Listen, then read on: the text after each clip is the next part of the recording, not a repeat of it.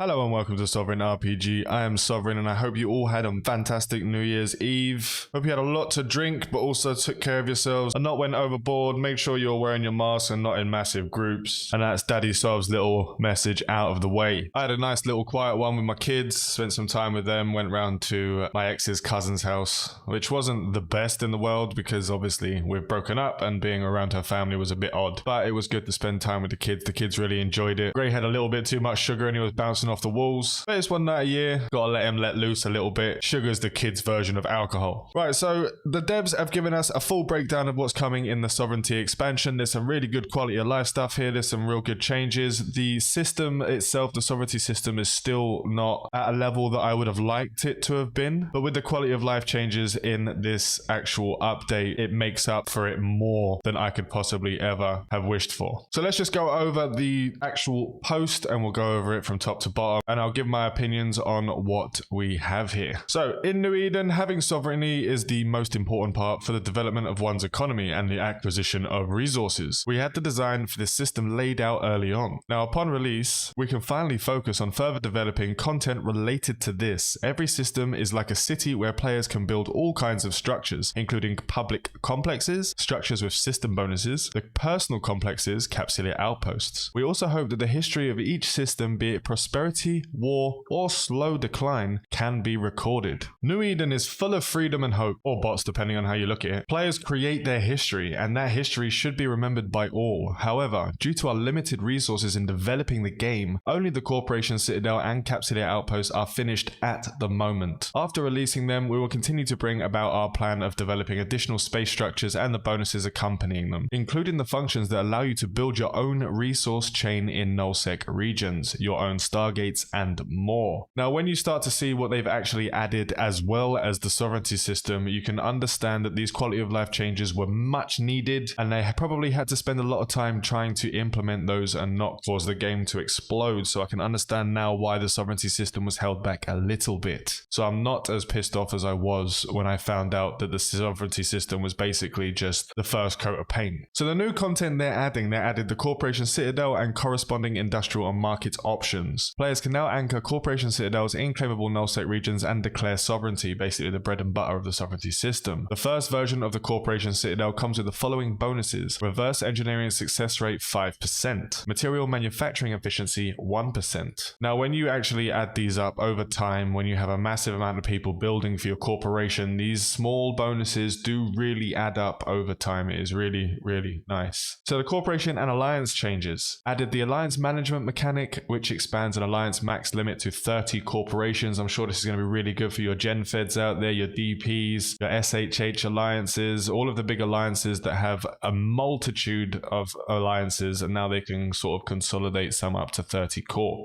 So all of the main corps obviously can go into the main alliance, and then the secondary corps can go into the next one, etc. They increased the number of customizable corporation positions to 10. As I said before previously, this was much needed so you could have your different jobs in there, from your diplomats to your actual corp wallet holders, and not have them all cross over, which is another really good quality of life addition. So they have also expanded the fleet feature in the Indomitable expansion based on all of your feedback. Now these are some of the biggest quality of life changes and my favorite changes in the sovereignty patch so far. So fleets can now have up to 51 members. They can have 5 squads and 1 commander. Great quality of life, especially when you're having your bigger fleets. You'll be able to actually coordinate much better when you can see everyone in your fleet. Now I'm not sure how much of the UI this is going to take over. This could be good or bad. We'll have to see when it actually does it. Maybe you'll only see your fleet itself and the commander can see all the fleets. I don't know how that's going to work, but we'll have to see that when that happens. I haven't seen it. If it was on a test server, I didn't see it. I didn't spend much time on the test server itself. I had a lot of stuff going on in real life and I couldn't really pay attention to the actual test server at the time. So they've added the fleet commands: fleet, focus fire, and go as fleet. So fleet focus fire will basically, the FC will be able to call out the target, but you won't have to rely on everyone being able to attack it straight away instantly. Fleet focus fire, the FC will pick the target, he'll click on the fleet focus fire, and your entire fleet will hit that one target. All of the modules will activate. People will still have to activate their E-War modules, they still have to activate their mid slots, etc. You'll still have to activate your tanks and stuff. It's not fully automated, but this is definitely a great quality of life addition for FCs. Now this is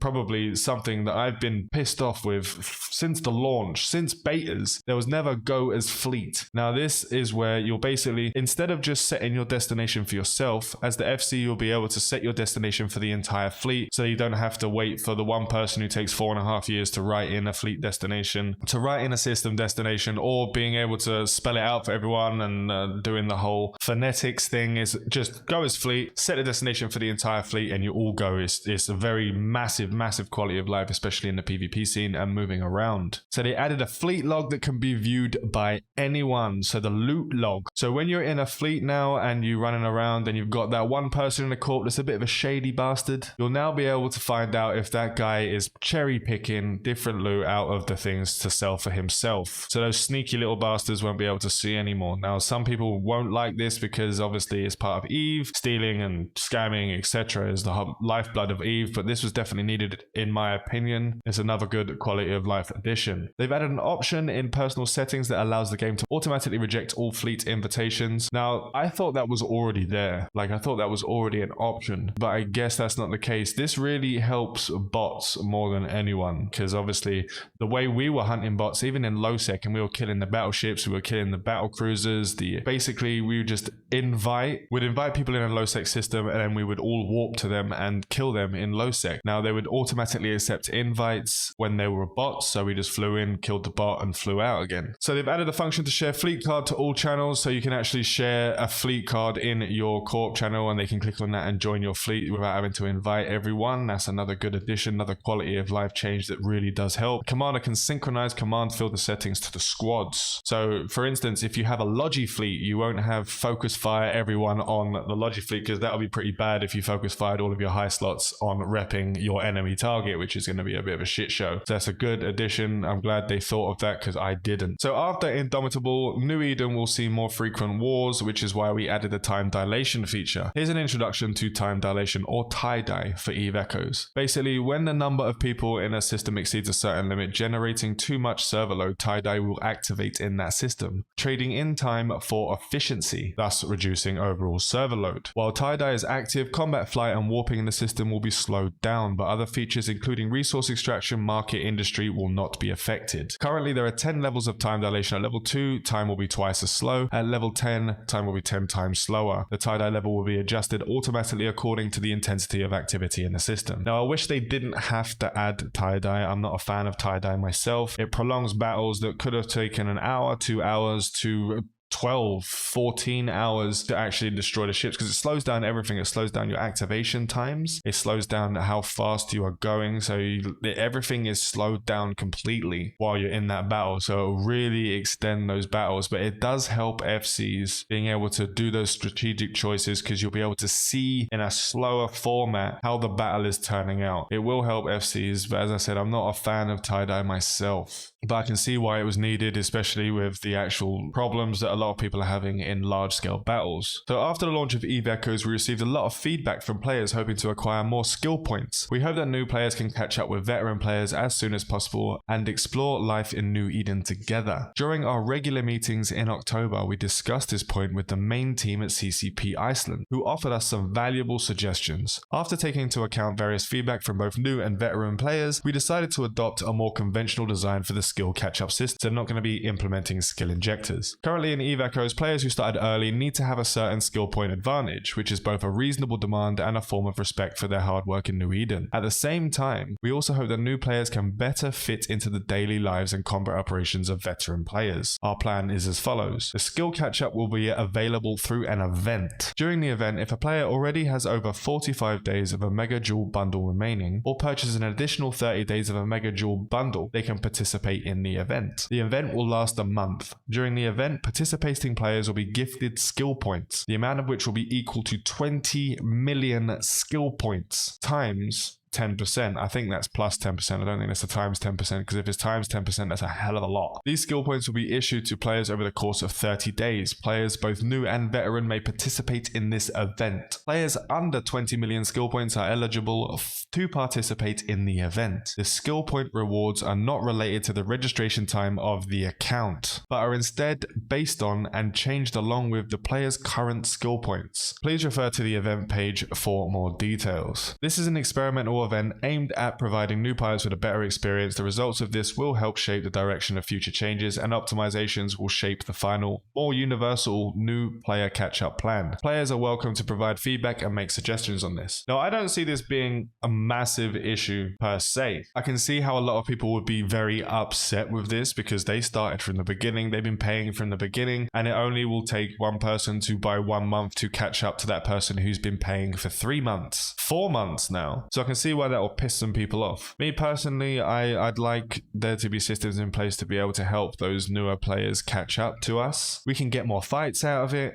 They don't get an advantage. It doesn't cost you an arm and a leg to do it, so it does help the newer players. It will help an influx of money for the actual game itself, which will help to put more development, maybe even get a bigger team so we can get these actual systems in place a lot quicker. Please let me know down below what you think of this one, because this feedback will need to be given back to the devs. I don't see it being a bad thing, but we'll see what you guys think. Please let me know down in the comments. To display a system sovereignty status in the star map and to enable players to see themselves shaping the history of New Eden after declaring sovereignty, we have expanded and improved the star map. The star map has been adjusted to display the entire network of regions with the distribution of systems and sovereignty clearly visible, instead of simply displaying the map of a particular region. After acquiring the sovereignty of a system, the icon and name of your corporation or alliance will be displayed in the star map. Stay tuned for more statistical displays in the star map. So I'm hoping that what they mean by statistical displays is how many people are killed in a system, so you can see if there's a gate camp there like they have in EVE Online. It's a really good mechanic. I love that mechanic. I'm hoping that's what they mean by that. The star map was absolute dog shit from the beginning. It was a complete clusterfuck of you literally, it was so hard to read. They just stuck whatever the actual map placements of the systems were on a flat thing, and you couldn't even change the actual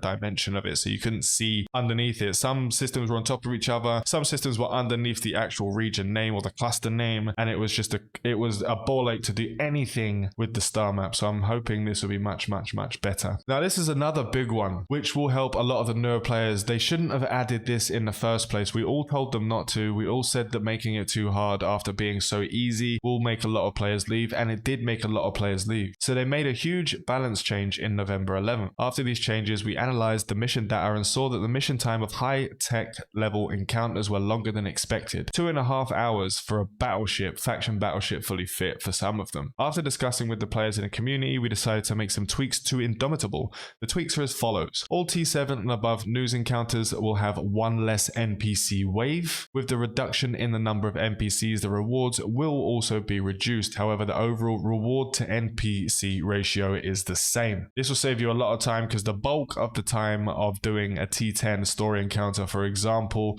was that last wave. 32 ships on some of them, even more on some of the other ones, and there was a hell of a lot of EHP with the battleships taking a long time to kill them. Hopefully this will allow people to make some more ISK for themselves and it not take stupidly long, especially in a mobile game, to be able to do that. The issue is that now this makes it much easier and much more viable for people to go and stay in high sec and low sec and be safe from any PvP. They haven't made any changes to the null sec system to make the null sec system much better, much more viable for players to stay there. There's literally no extra reason why you should make ISK in null sec, unless the only thing that you have is you're close to your corp, you're close to your alliance, you're close to when you need to set up a system and go as a fleet. That are the only bonuses that you have in nullsec. There's no actual monetary bonuses, ISK making bonuses to being in nullsec. So they will continue to release more specific update plans. Please follow our updates in the community. Thank you again for your support, and fly safe. So all in all, they have some really good quality of life changes here. They have some changes that are kind of dubious. The catch-up system is going to probably piss a lot of people off. The changes to the actual encounters, making them less hard, less time consuming than they were. They never should have done that in the first place. So they're just reverting back to what they kind of had before, which is kind of a hiccup in their plans. I'm taking it. So the tie-dye is something I don't like, but I see why they need it. And the sovereignty system is still the first coat of paint, but we'll be seeing updates in the future. Right, so that's all we have for today. I want to thank you all for watching. Remember to like and subscribe if you haven't already. This is your one-stop shop for EVE Echoes. Fly safe and avoid local chat scams.